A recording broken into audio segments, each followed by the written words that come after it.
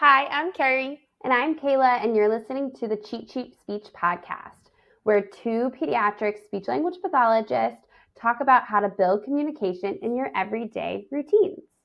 But before we dive in, just a quick reminder that this podcast is for educational purposes only. It does not constitute medical advice. So if you have concerns about your child's speech and or language, we recommend seeking an evaluation from a speech language pathologist that is licensed in your state. Awesome. Carrie, what are we chatting about today? Today we have a short but sweet episode. We're going to do a little gift guide for the holidays and from the perspective of two speech language pathologists. Yes, I'm excited about this one. We're going to give our gift recommendations based on developmental milestones, language goals, and just overall feedback that we've gotten from the most opinionated little ones. Yes, all of these toys are little client approved, so let's get into it. Perfect. Okay, so we're going to give some age ranges for reference points at first, but make sure you just follow your child's lead. So we're going to think about focusing on the types of toys that your child is interested in and the types of play that they're interested in. And you can get a few of these toys to try to encourage new types of play if you want to support more learning. Or you can also get toys that are right at their level that will just give them more variety to play the way that they're interested in. Either way, you want to find toys that will really engage them and support their interests. Exactly. We see the most language and communication when a child is excited and interested in the activity. So that's why we do our own play-based therapy in our speech therapy sessions. So just making sure that you're following your child's lead. And then also just wanted to say that we do have a podcast that goes into more depth on the play milestones. So if you are more interested in learning about what types of play your child might be exploring at this age, definitely check out that podcast episode with the play milestones. All right, let's jump into it. So what toys do you recommend for around that 0 to 6 month age, a little one who is just starting to explore toys? Yes, so for our little ones, they're maybe looking around, trying to explore those objects around them. I first would recommend the black and white books, and then I'd also recommend sensory books. Yes, yeah, and we will make sure to link all of these in the comment section of the YouTube. But these high contrast books help stimulate and strengthen babies' visual pathways, improve focus and attention, and just support overall cognitive development. They provide a clear and engaging visual stimulus that's just easy to track. Exactly, yeah. So we can talk about them like you could say the black and white books or the high contrast books is what we're referring to. And then for those sensory books, those are the ones that have like different zippers and textures inside the book. Sometimes they have like buttons too.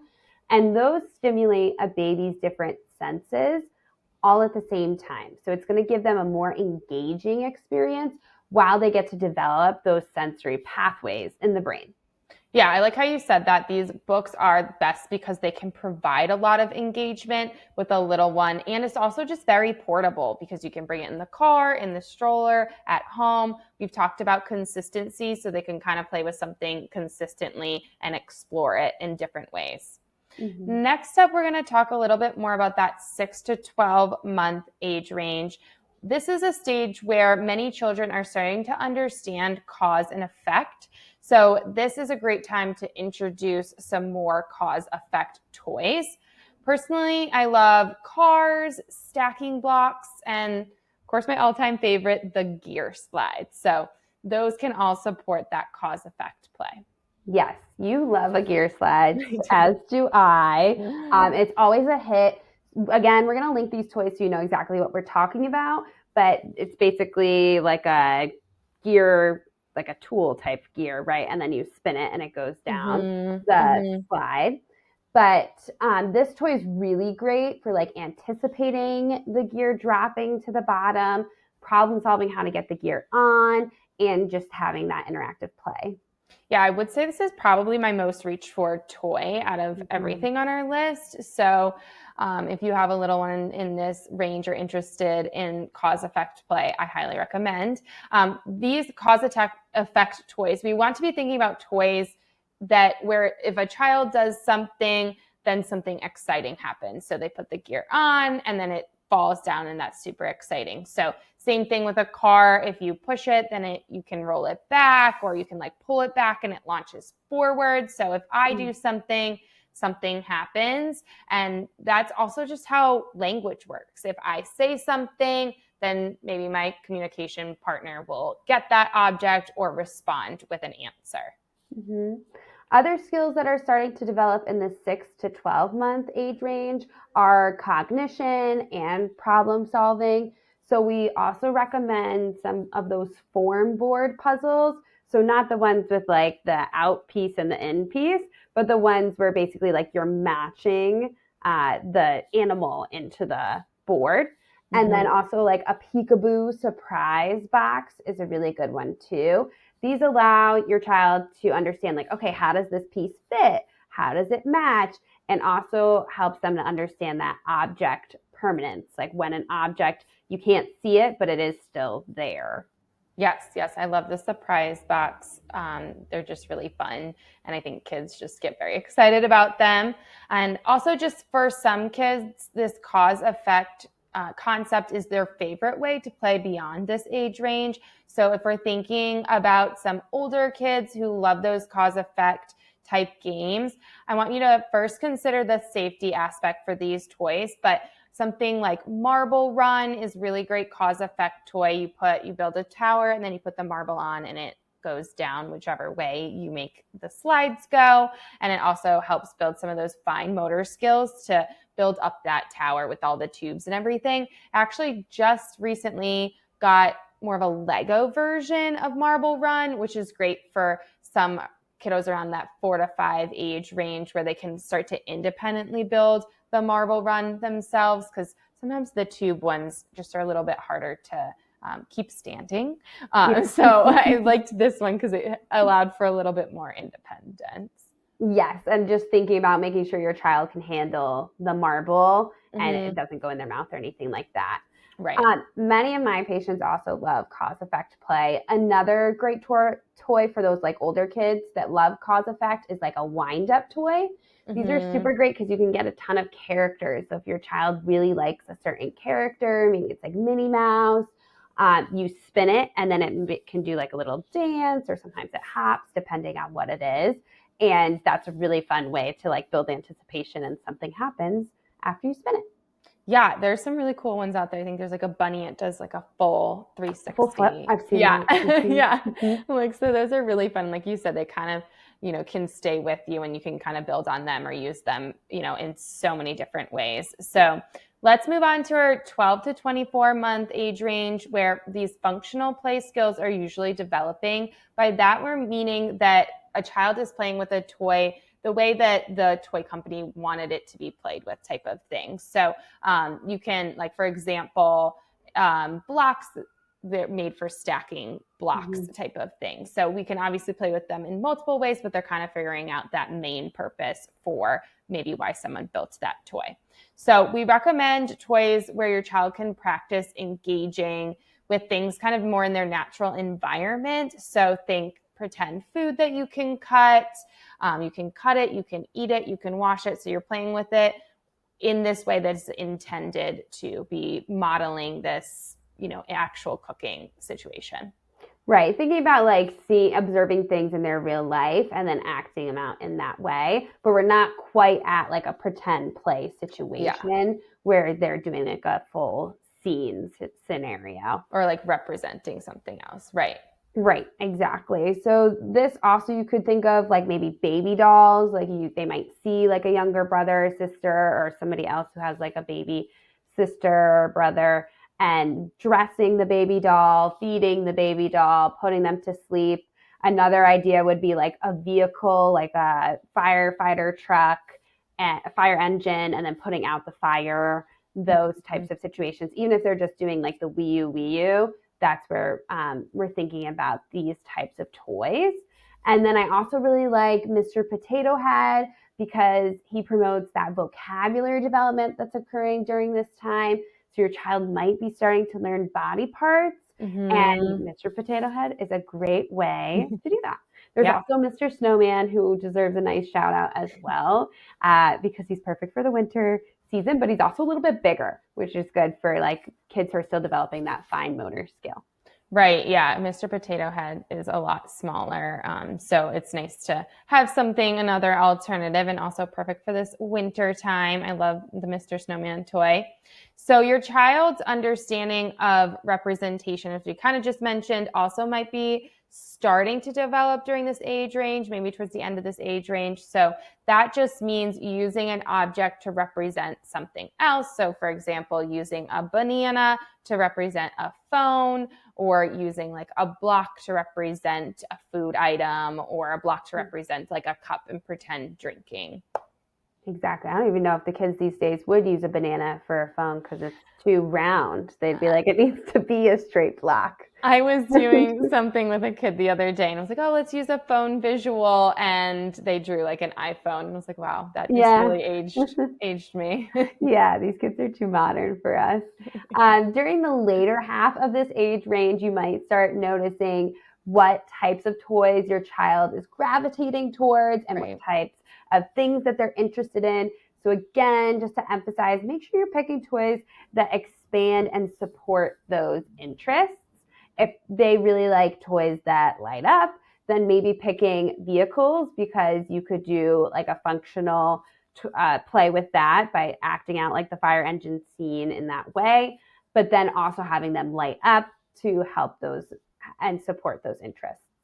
Yeah, I agree. Always meet your child where they're at, and all play is great. So if they're using something in a different way that's not expected to you, lean into that and build on it, and that's awesome. Yeah, we love that. Let's move on to the 2 to 3-year-old age range. During this time, your child might be developing some of those pretend play skills. So in order to promote those skills, we recommend getting toys that mimic everyday experiences. So now we're thinking a little bit bigger than just like at the object level. We're thinking more of these experiences that we have. So like a kitchen set, a cleaning set, a vet or a doctor set. Exactly. Something where you can support your child's learning by modeling sequences. So not just this, I'm cutting food, but maybe now I'm making a recipe using the kitchen set, going to put something in the oven. We have to wait, take it out of the oven, something like that. Or, first we have to wet the floor, then we mop the floor, then we have to dry it. So starting to work on some of these sequencing steps, as well as some of these pretend play activities. Exactly. And the pretend play closer to that 2-year-old range might look at starting to explore some of those situations within like the cookie baking scene, but then closer to 3, it might actually be sequencing the steps in order and putting them a little bit more together. So around 3 to 4 years, your child might be beginning to develop some waiting skills and turn-taking skills. So at this age range, we would recommend pop-up toys. They're just a really great way to maintain your child's engagement while they're waiting for their turn. Yeah, there's a lot of really great pop-up toys out there. Personally, I feel like my kids like Pop the Pig and Pop the Pirate as their 2 big go-tos. Yes, Pop the Pig is always, he stands the test of time. I also actually really like that game Bed Bugs. We'll link it. And I've seen that. It's super fun. We have it at my clinic, and they have these different colored bugs. And it's kind of a wild concept for a game, but that bounce on this bed, and there's like a man in there that's like under the covers, which is quite terrifying. But the bugs bounce on the bed, and they have these little tongs where you try to catch the bugs. Oh, fun. Yeah, it's super cool because I like it because if it's not your turn, it's still funny to watch the bugs. Sometimes they fly off the bed. So you can talk about that with the child that's not taking their turn. And then it also incorporates some of those fine motor skills because it has the tongs. Yeah, I love that. Starting to really target all those areas of development in just one game, which we love. Anything that can target multiple areas of development is on our list. And you can also start, sorting those bugs by color. You can talk about like same and different, or what color did we not get. So there's just so much language you can start to incorporate across one little game. So children at this age, in that 3 to 5-ish, are also starting to understand like object function, answering WH questions and prepositions. So I love working on like those turn taking waiting skills. Also wanted to kind of note those 3 areas too. A game that I love for this is those like learning resources games. So there's a bunch of different ones, but they have like the presents one where it's a bunch of little colored presents and there's an object inside. So you can use that to target all of those goals. You can put like the object on, in, under. You can give a description, and then they have to guess what's inside. Or you can use, WH questions. Who is inside? Where do they live? And start sorting it by like who lives in what, at the farm, who lives at the zoo type of thing. So lots of goals that you can target with those learning resources houses. I think there's like a farm one, a zoo one, and then like the mini presents. Yeah, perfect. I think the mini presents is great for the gift giving season as well. So it kind of goes along with that. Right. And it's so versatile to just target all of those. We call them like receptive concepts of the understanding different directions and vocabulary, but then also some of those prepositional concepts, which it starts to get into more of that grammar and syntax that develops. So these are some great recommendations for different ages and then different types of play that we might see develop. We wanted to also touch on some toys for children who enjoy certain types of activities, thinking like movement-based activities, tactile activities, and auditory-based activities.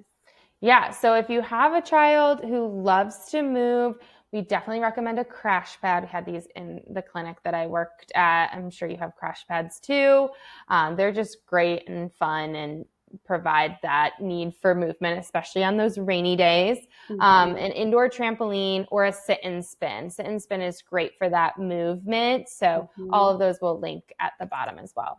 Yes, these big movement activities allow for so many language opportunities too, thinking about like stop and go. And it gets your child ready to use their whole body to engage, which is great for our language system as well. Definitely. So if your child likes sensory and tactile input, we would recommend kinetic sand. I use that all the time. The jelly blocks, I know those are getting super popular. And then maybe something like a balance beam or anything like where you can put your feet on and feel that sensory movement. All of these just allow your kiddo to explore different textures and get that sensory feedback that they might be seeking.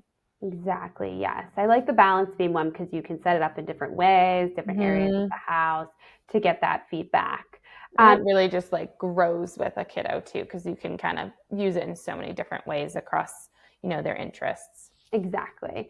If your child likes more regulating activities, think about maybe getting like a hammock swing. They have some really great ones where your child can close themselves in too.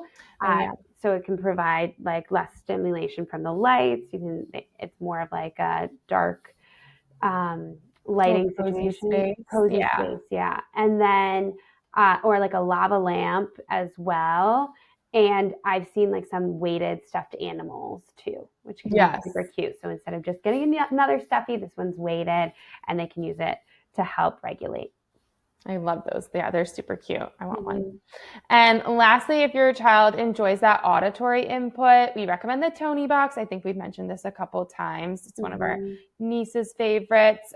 Or music puzzles and some those like fun tubes that you can pull. Those all give some auditory input. Yes. The Tony's box, basically like a music box, but you can put different characters on top to play music, or it can read a story out loud.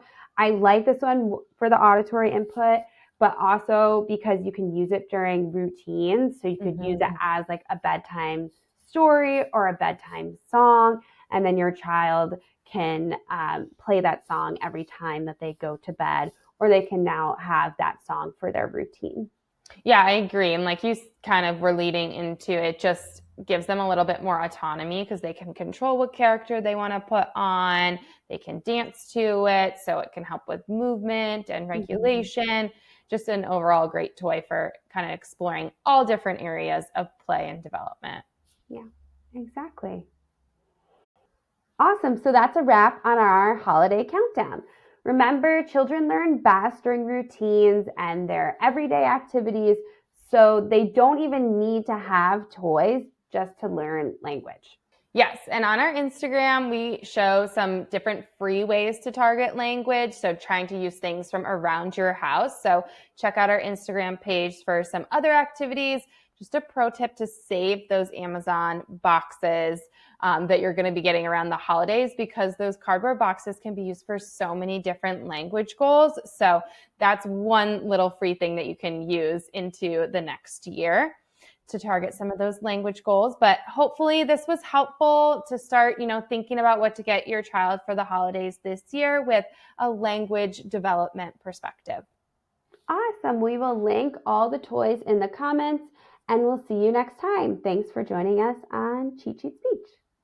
Bye. Bye.